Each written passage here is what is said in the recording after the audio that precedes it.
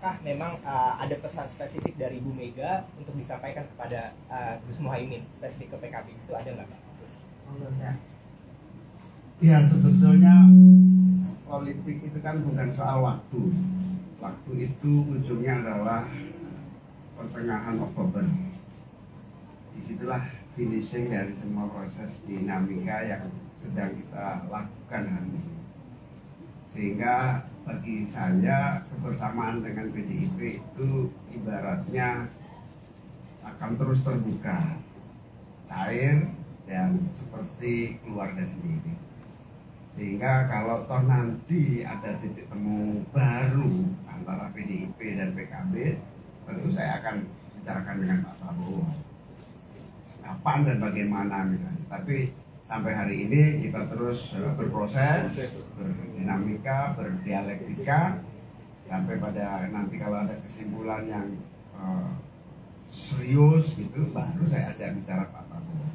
Tapi sejauh ini Pak Prabowo pasti akan menjadi tempat kita berkonsultasi lah dalam PKB mengambil sikap.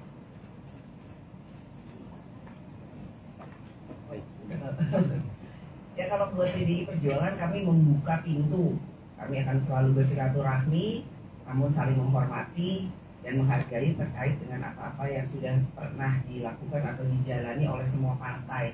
Karena semua partai itu pasti mempunyai strategi, punya target, punya visi dan cita-cita masing-masing.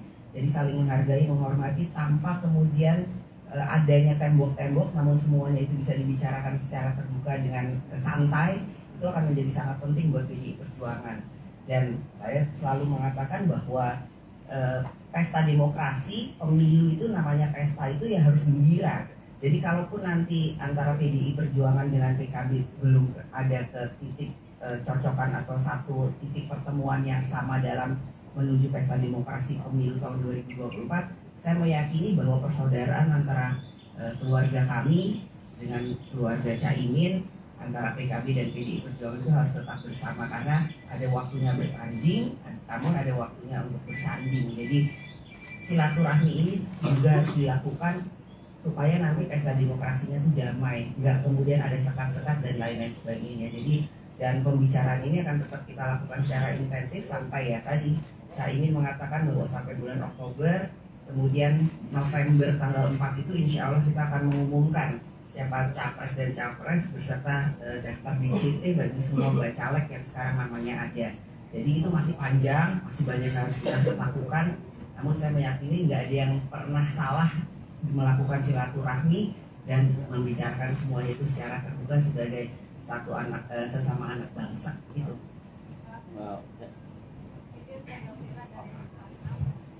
Tadi di dalam apakah berbicara juga soal Caimin masuk ke 5 besar cawapres Ganjar. Kemudian kalau Caimin mau merapat ke PDIP, adakah syarat tertentu misalkan aku mau masuk tapi jadi cawapres? Saya serius loh waktu bilang bahwa salah satu kandidat yang masuk menjadi cawapresnya capres atau baca pres PDI Perjuangan Pak Ganjar itu Caimin. Tadi saya juga sampaikan, Mbak tenangan gak sih Mbak ngomongnya bener, kosok ngawur. Namun kan itu masih ada banyak hal yang harus dipertimbangkan. Nambah lagi nggak Mbak namanya? Itu tadi nanya gitu. Bisa nambah, bisa berkurang. Karena kita juga mempertimbangkan semua aspek. Yang ini baik, yang ini bagus, yang ini api. Tapi mana yang kemudian mempunyai visi yang sama dengan baca pres PDI Perjuangan Pak Ganjar? Apakah kemudian bisa sama cita-citanya dengan PDI Perjuangan dan lain-lain? Tadi kalau ini saya bocorin sedikit ya, Caimin di pertemuan ini nggak ada sama sekali membicarakan persyaratan-persyaratan, karena kita masih bagaimana menyatukan pemikiran-pemikiran. Apa yang akan dilakukan, bagaimana ke depan, bagaimana membangun bangsa ini. Nggak ada saya ikut tapi atau Mbak Puan boleh nggak ini atau saya Caimin ikut tapi harus ini, nggak ada. Itu semua nggak ada, kita bicarakan cair, makanya gembira. Namun kita nantinya insya Allah akan mendapatkan satu titik temu yang sama-sama baik dalam membangun bangsa dan negara. Ya, seperti yang disampaikan Pak Puan, kebersamaan kita tulus, tidak ada syarat-syaratan. Nah, Tapi kalau ada yang perkembangannya mengerucut misalnya, ya tentu saya akan sampaikan ke Bapak. Cukup?